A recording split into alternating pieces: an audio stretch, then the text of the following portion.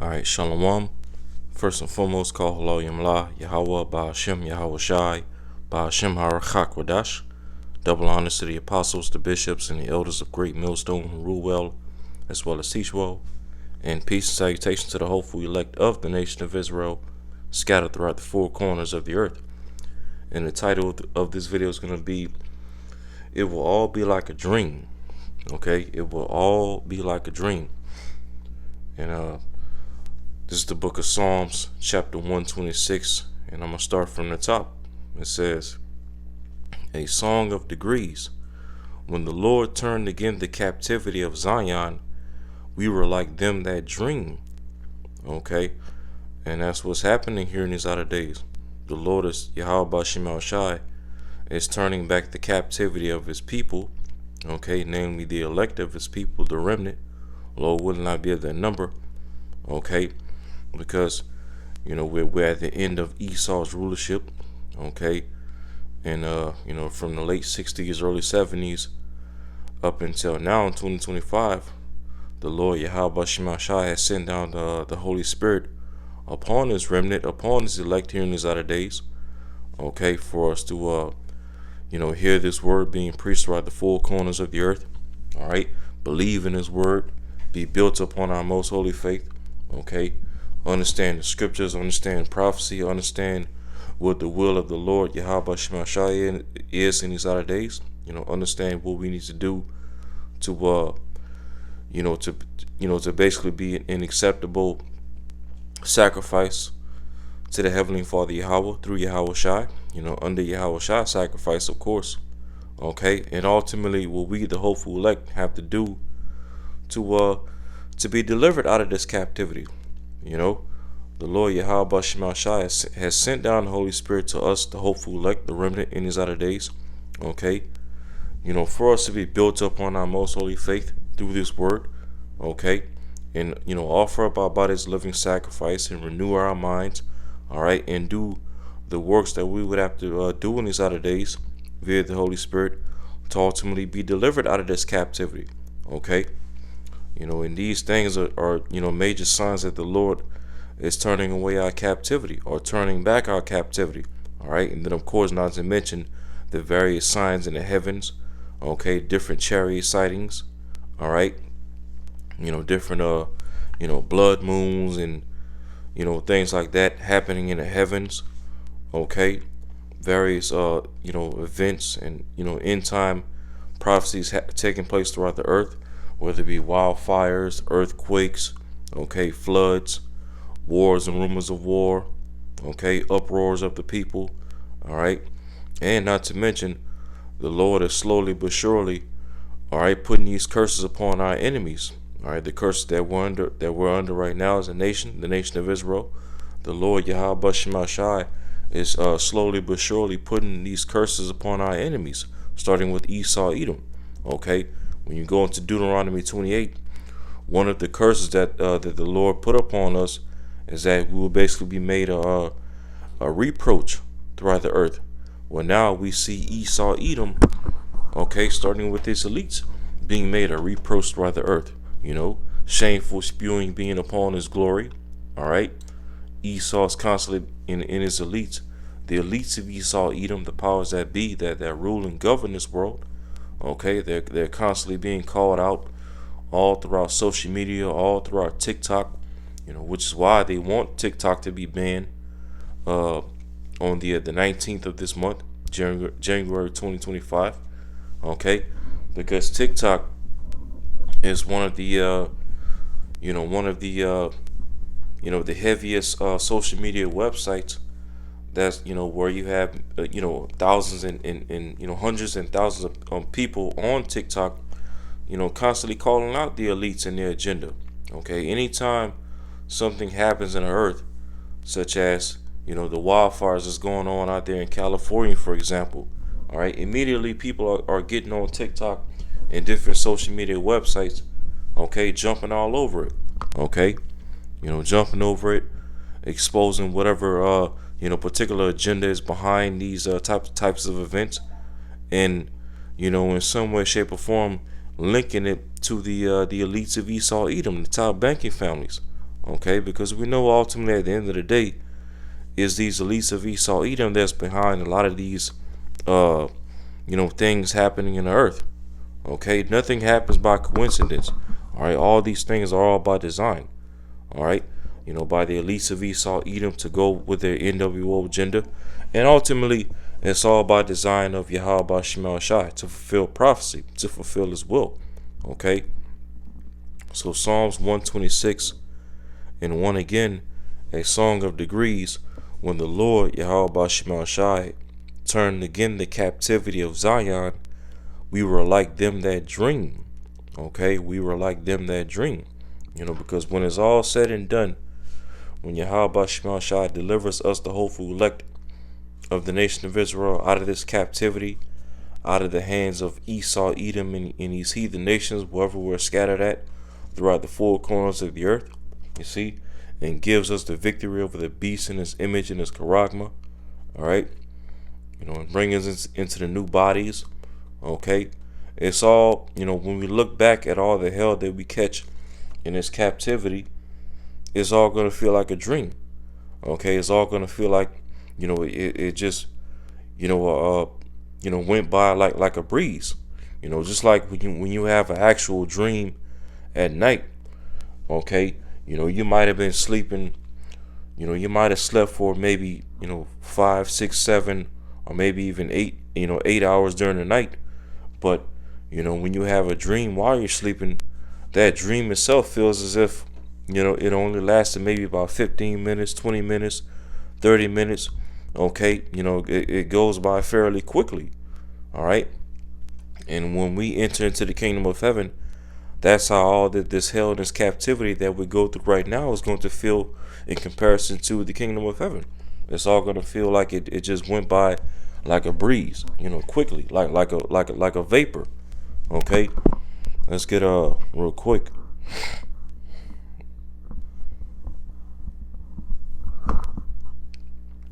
This is Job chapter 20 and verse 4. It says, I'm going to start at verse 4. Job 20 verse 4.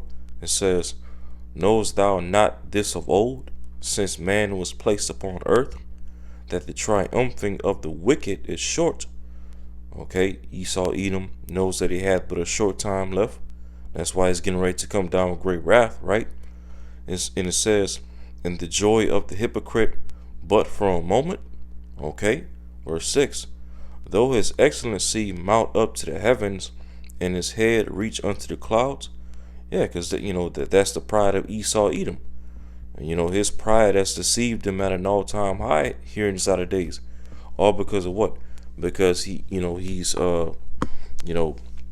advanced in his pseudoscience and his technology and his all of his counterfeit power that he's been blessed with on the left hand side, okay, along with having a fatness of the earth at his disposal via the sword, okay.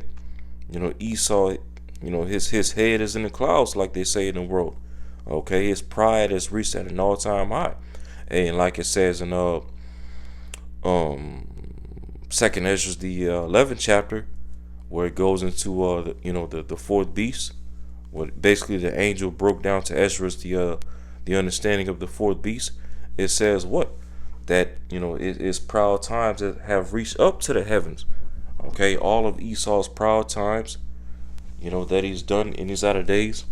Okay, via America, NATO, and the EU, which is the revival of the fourth beast system, that ancient Greco-Roman system, is reached up to the clouds, reached up to the heavens. Okay, and now the Lord is getting ready to throw this man down. All right. It says Job 20 verse 6 again. Though his excellency mount up to the heavens, his lofty estate, and as well up there in space as well. Esau has all of his satellites up there in space.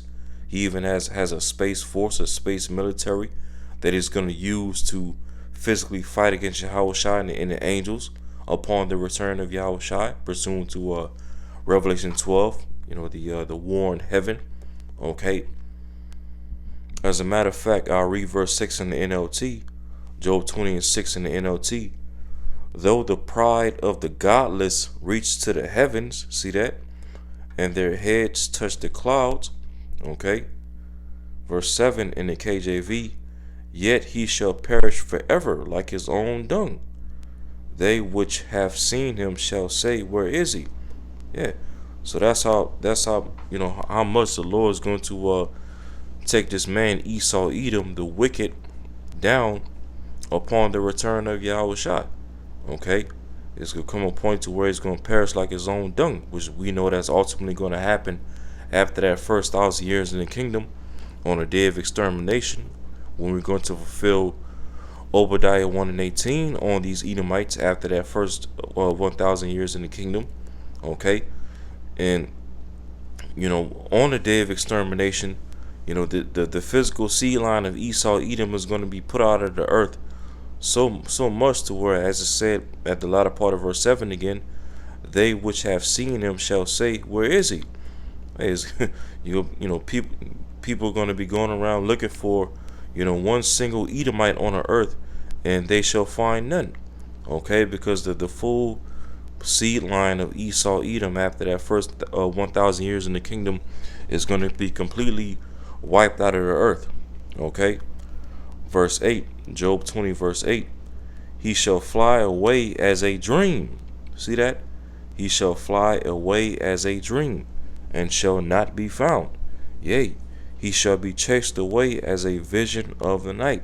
Okay, so Esau Edom, after that first 1,000 years, and we go pretty much get rid of this guy like a bad dream.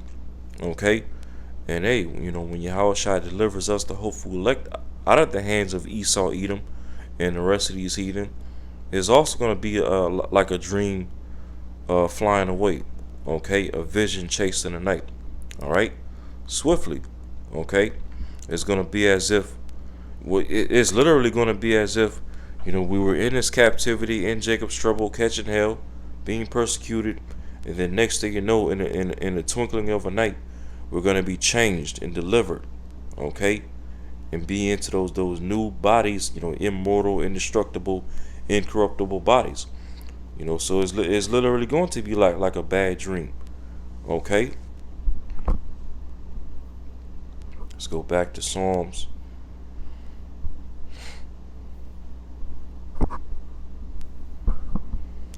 Psalms 126 and 1. When the Lord Yahweh Shemashai turneth away the captivity of Zion, we were like them that dreamed. Slakia. Verse 2.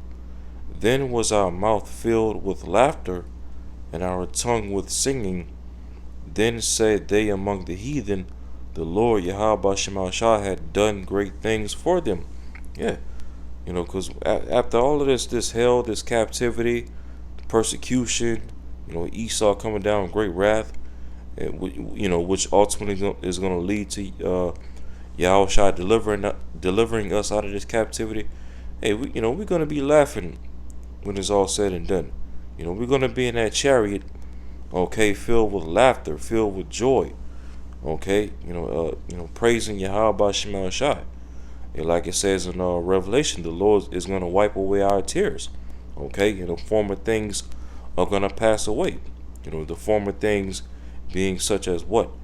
Us being in his flesh, okay, being subject to the vanities and all the ailments and the infirmities that come with this flesh, all right, being subject to to hungering and thirsting, and the thing is that we need to continue in this flesh. All of that's going to be done away with, all right, and most especially death. Okay, death itself is going to be passed away once we get beamed up into the chariots. All right, and of course, by default, you got to think about it. If you get transformed into another meaning, for lack of better words, that's where you're no longer going to be subject to death and pains and aches and all these things that we go through in the flesh, then by default, you will be filled with laughter and singing. Okay, because you're gonna live forever. All right, no more hell, no more sorrow, no more sadness, no more tears. no more heartbreaks. Okay, it's gonna make, when we get changed into that meaning, it's gonna make everything that we go through, all these heartbreaks and all these tears and all these things, is all gonna literally feel like a dream, as if, it's just a breeze, like damn, that's all we went through, that wasn't nothing, that's how we're gonna feel when we get into those chariots, okay, and stand before Yahweh Shai, and get crowned, Salakia, receive those palms of victory. All right, it's all gonna feel like everything that we went through to get there, like just one big dream. It was here for a moment, and then after that, it just vanished away. All right, Psalms 126:3. The Lord Yahweh hath done great things for us, whereof we are glad. Okay, because hey, the things that Yahweh Bashim Shah is gonna do for us, the hopeful elect, during the time of Jacob's trouble and great persecution and all these end time prophecies, it's gonna take the Lord doing amazing things for us. Lifting up that standard for us. Sending down the holy angels to protect us. Okay, making provision for us. All right.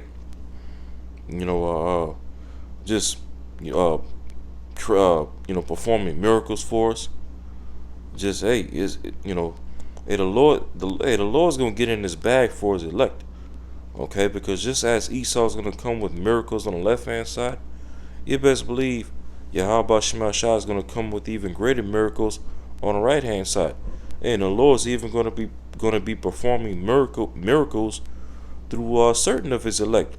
The Lord giving certain brothers spiritual powers and the power of healings and miracles and doing particular things to escape out of situations. All right, that's all part of the great things and amazing things that the Lord's going to be doing for his elect here in his latter days, as he's more and more turning again our captivity back. All right, verse 4, Psalms 126 verse 4. Turn again our captivity, O Lord, as the streams in the south. All right, let's read verse 4 in the NLT. Restore our fortunes, Lord, as streams renew the desert. You see, and the streams, okay, likened to water, streams of water, rivers of living water, right? Because hey, we the hopeful elect in these latter days, before we woke up to this truth, we were like a desert, a valley of dry bones. Okay, then eventually the Lord raised up, his prophets and his apostles and his men, starting with Abba Bivens, okay, to do what? To preach his word to us, okay, to preach his word to our apostles and our elders and our bishops, okay, who ultimately preach his word down to the least of us here in Great Millstone, okay, and it was likened unto what? Them pouring out those rivers of living water, this word onto us, those of us that believe wholeheartedly in this truth, working out our salvation, okay, to get us out of that desert, that dry desert, dry bone state, okay, for the purpose of what? For us to restore our fortunes, right? To restore the tabernacle of David, to restore the elect, okay, for us to what? To ultimately be restored back to our former glory, sons of God, ruling over the heathen nations upon the return of Yahweh Shai, okay, and setting up a righteous kingdom on earth. That's what ultimately Yahweh Shema Shai is. Those are the fortunes that Yahweh Shema Shai is ultimately restoring us, the hopeful elect, back to, okay, through these streams of water, these rivers of living water. You see, renewing us out of that dry bone state. All right, verse 5. They that sow in tears shall reap in joy. He that goeth forth and weepeth, bearing precious seed, shall doubtless come again with rejoicing, bringing his sheaves with him. All right, let's read verses 5 and 6 in the NLT. Those who plant in tears will harvest with shouts of joy. They weep as they go to plant their seed, but they sing as they return with harvest. Yeah, and that's what we, the men of the Lord, all right, of the nation of Israel, are doing in these latter days. We're planting seeds, okay? We're sowing, all right? By doing what? By doing this work, pushing out this word, okay? Because the scriptures liken us doing this work, okay, and pushing out this word to plowing. You see, plowing. Putting our hands on a plow, right? And the spirit that we're doing this work in, as a winner to, we're doing it in tears, so to speak. Meaning what? To be in tears represents what? Suffering. Being in sorrow, suffering. Okay, and as our apostles and our elders and our bishops have been pushing lately over the past few months or so, being in this ministry, being in this truth, and serving Yahweh Shem Shai is all about suffering. Okay, your laughter, your laughter being turned to sorrow, your joy being turned to mourning. Roughly paraphrasing James the 4th chapter. Okay, because coming into this ministry of the Lord, you gotta prepare your soul for temptation. And be cheerful when you're brought to a low state. And that's making reference to Sirach 2:1. Because hey, when you're serving Yahweh Shema Shai in these latter days, you're gonna give up, your blood, sweat, and tears, so to speak. Meaning what? You're gonna suffer. Okay, you're gonna go through sorrow. All right. But as it's going into, I'll read it again. Psalms 126 and 5 again, in verses 5 and 6 in the NLT again. Those who plant in tears will harvest with shouts of joy. They weep as they go to plant their seed, but they sing as they return with the harvest. Yeah, so the Lord Yahweh Shema Shai, all this hard work that we put in His ministry, serving the Lord and serving and ministering unto His elect. Okay, hey, the Lord's gonna reward us for all this work that we put in. Okay, all the blood, sweat, and tears, so to speak, that we put in for the truth. Hey, the Lord's gonna wipe away all of our tears. All right, and fulfill us with joy. Okay, He's going to return all that we put in His ministry to us 100-fold. Okay, and more. Like it says in Hebrews 6. The Lord is not unrighteous to forget your works and labor of love that we've shewed toward His name. Okay, roughly paraphrasing it. So the Lord's going to turn all of our tears and all of our sorrows very, very soon to joy and gladness. All right, and it's going to feel, as this lesson goes into, it's all going to feel like a dream when it's all said and done. All right.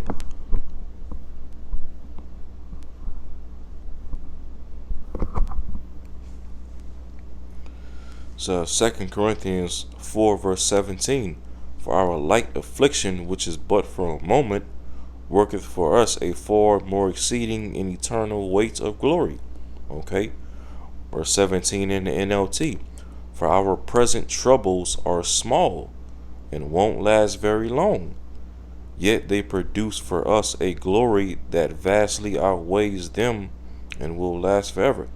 Yep, so all of this hell that we catch, all of the sufferings that we go through in His ministry, hey, all the rewards and all the blessings and the promises that Yahweh Shema Shai has in store for us is going to vastly outweigh all of the sufferings that we go through. Because like I said, this, what we go through, okay, even though, it's a lot of hell, it's a lot of temptations, it's a lot of patience that we have to endure through. But at the end of the day, like it says, it's a light affliction. Okay, it's just like a bad dream, like a nightmare. Okay, yeah, it's happening now. All right, but guess what? Very, very soon it's going to be over with. All right, and when it's over with, just like when you wake up from a bad dream, you realize, damn, that was just a dream. Okay, then eventually what? You start laughing about it. You think upon it and you start laughing about it. You're like, whew, man. I'm glad that's over with. Now I can finally rest. Okay, hey, and like it says in Hebrews 4, this is what we labor for, to enter into that rest. Okay, after this nightmare. All right, so that's pretty much all I wanted to get into in this lesson. Lord willing, this is edifying. And until next time, shalom.